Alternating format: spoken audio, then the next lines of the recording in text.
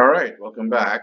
We have the Allied response to our the Allied card play, and you can see here he did a whole lot of battles. He went ahead and played, if I can still see, I don't know, here it is. He played the Operation Dexterity card, which is the New Britain Invasion card. He has 5 activations if he uses it on Southwest Headquarters, which was Arthur. So he gets 5 plus, I think, 2, which gives him 7 activations. So he went out and did all these things. He attacked here. He did Battle A, Battle B, Battle C, and Battle D. And then I was able to make reaction. Okay, I made a reaction call, intelligence. And what I did was I realized a couple of things here. First of all, the B and D attacks were just pinning attacks. His main attacks are here in Guadalcanal and here in Hollandia. His objective, I think, is to knock out the air power in Guadalcanal and Hollandia, and then that gives him basically being able to land in Guadalcanal without having to worry about my air power there. So what he did was he went ahead and did that. So what I did was I reacted. I activated these 3 guys. This 10-10-5, 10-10-3 unit came from Kwajalein. He came over here and reacted. Junior, of course, came from Palau. And the Zuiho came from Truck. And I fixed it so that it would try to attack or try to react to this battle here in Battle A. And that was it, I think. I decided not to react to B, C, or D. Although I thought C was interesting because he was going to try to attack. He was trying to destroy my air power, but I knew he wasn't going to be able to destroy it completely. He could probably flip it, but not destroy it because of the Yamato. He would have to flip the Yamato for 18 hits before he could even hit the air power twice. All right, so that's what happened there. Okay. So I went ahead and did the combat. I rolled, and basically, he was able to flip this Japanese air unit. Okay, he was able to flip that. I wasn't able to do much to his force. Oh, one thing, by the way, that I should mention, one of the reasons why I reacted with so much force here, if you notice, that's a lot of force to react to this battle down here, is that he also has the, remember he had a carrier down here.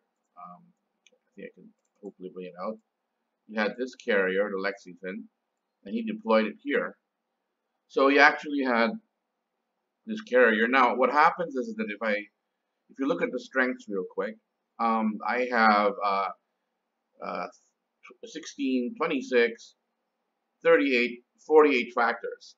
48 factors, if I get a full result, that means if I get a full result, that means anything above a 5, okay, then I will be able to flip this, or 16, flip this for 32, and then destroy this for 44.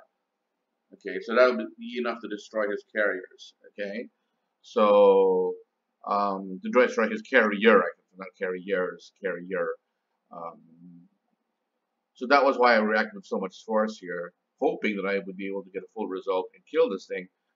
Unfortunately, I did not do that. I was able to only draw, I think I was only able to get a quarter result, which is probably the poorest possible thing here. Poorest possible result for 48. So I could only flip a 12. I only had 12.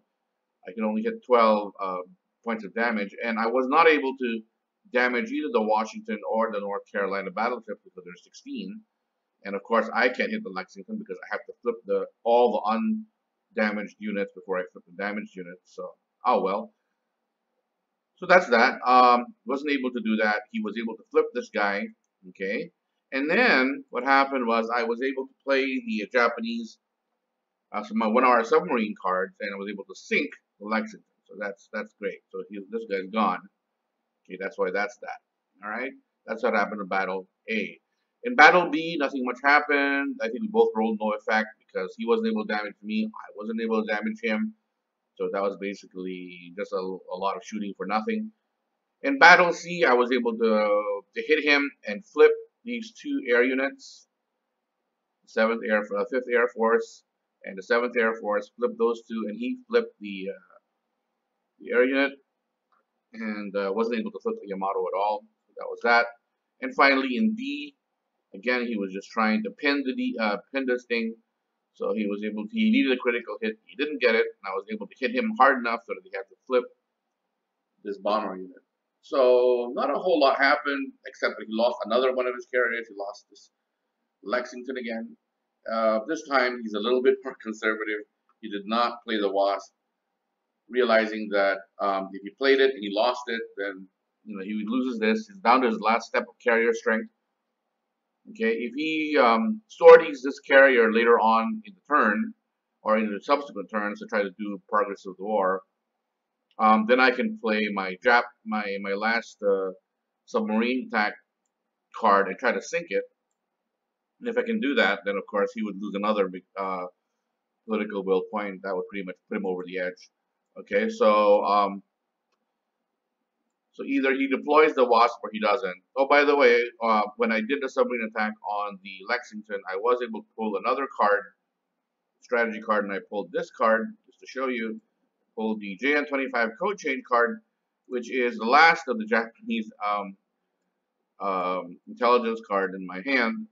This one is rather interesting because it's actually a more valuable reaction card because it's a two-part, but also because it says you may play it after an intelligence die roll. So if I screw up the intelligence die roll in a very important battle or something, then I can play this. Because normally you cannot. Normally you cannot play a reaction card, intelligence reaction card, after you've failed the intelligence die roll. It's either you fail the intelligence, either you roll the intelligence die roll or you play the intelligence card. Not both.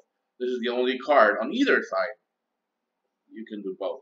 Play the card, roll the die, see if you screw it up. If you screw it up, you can still play this card as a backup. This is a nice card. It's also a nice two card.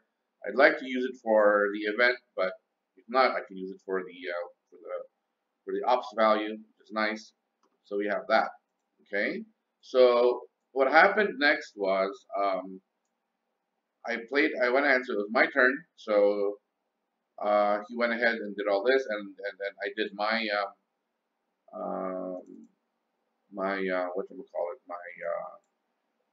PBM, my post battle movement. Oh, this guy gets flipped also, by the way. He was able to flip this. He flipped two of the air units. Okay, so what happened was that this guy flies back to Kwajalein. Okay, we keep an air umbrella as much as possible for Kwajalein because I don't want him to be able to just walk in and well, it's not likely that he'll take Kwajalein anyway.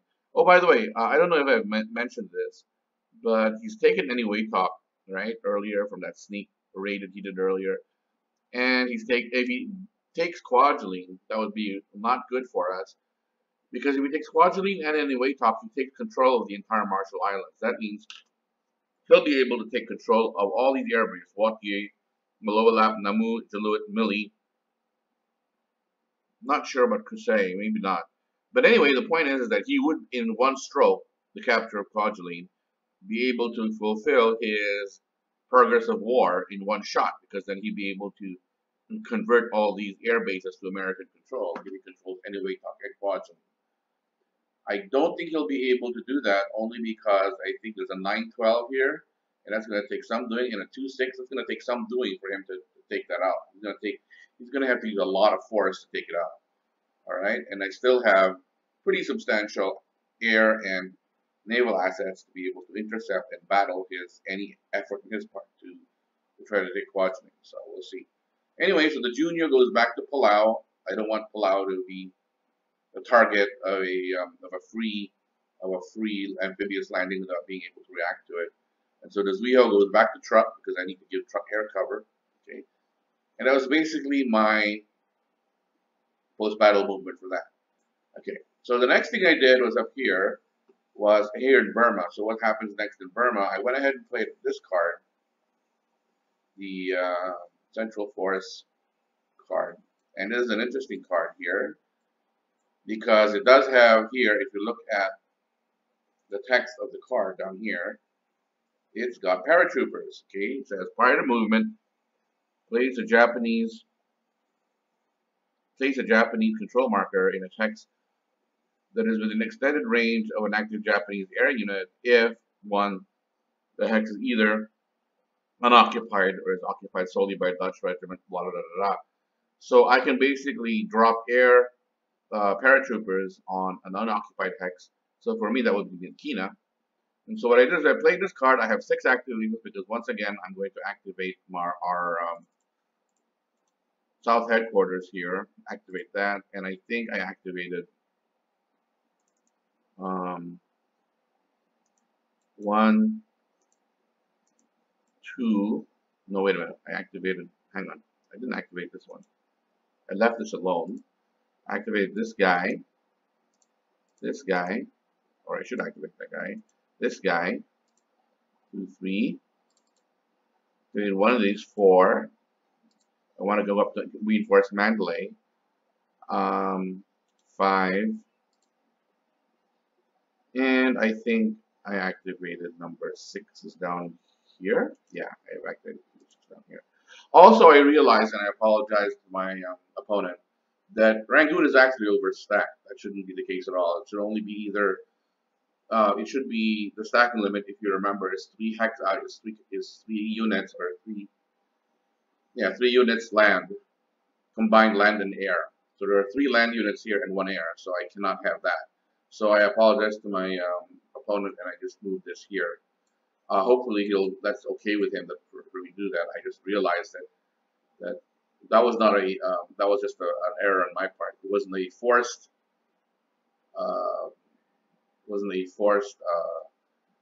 overstack, because it wasn't like this guy couldn't go anywhere else. So that's what I did. And what I went and did was I moved this over here. Okay, move this guy again up here. Okay, just like before. And then I went and did this. When I did that, okay, attack. Oh, sorry, wrong unit. Attack. Okay, then drop the paratroopers in Kina. Okay, so that gives me a control marker here in Makina, one of the objectives I have to take. Okay, and then I went ahead and did this. These 2 Japanese air units. Oops, nope, that's not it. Okay, I went ahead and did that, and I went ahead and attacked this just like before. Again, pinning. All right, and then here is the second battle. I did a battle down here. So battle B is down here. Okay. All right. So battle A is up here. Battle B is down here. I did 2 battles. Move this guy over, and then I move this fellow up here to reinforce. I'm reinforcing that because I don't want this to fall if he decides to move his unit from Akyab down here and attack it. He might end up with Mandalay, and that would just undo all the hard work that we've done in trying to take Burma step by step. Okay, so that's where we are right now. Going forward, I think we're in an excellent position because if you look at the card count is he's got 3 cards, I've got 3 cards, and I still have my FO, the weather card, which I can use to actually turn away one of his offensives if his offensive gets too frisky. All right, if it's something that can cause problems, like either taking progress of the war or even makes a particularly vicious counterattack here in Burma. So anyway, so that's where it is. I think we're in a really, really good position now because he needs to make progress of the war down here. He only has 1 progress of the war done to Volgokop, and he needs to hang on to Burma. Okay, so he's got to spend cards in Burma and to do counterattacks, move people around, and spend cards here in the South Pacific to try to take his progress of the war. And that is not going to be easy. That is going to be very difficult for him because he's pressured on both fronts, and he's either going to have to do one or the other, which will knock his political will down to its final political will down to one. If he loses either progress of the war or Burma, he goes to one, and obviously if he loses both, he loses two political wills, and it's all over. Okay, so I think he's under a lot of pressure, and I think our position is very, very good. All right, so let's see what happens next. He's got all this to worry about now, and hopefully within the next couple of cards, this game will be over, and we'll win. But it's not crazier things have happened. All right, see you next time.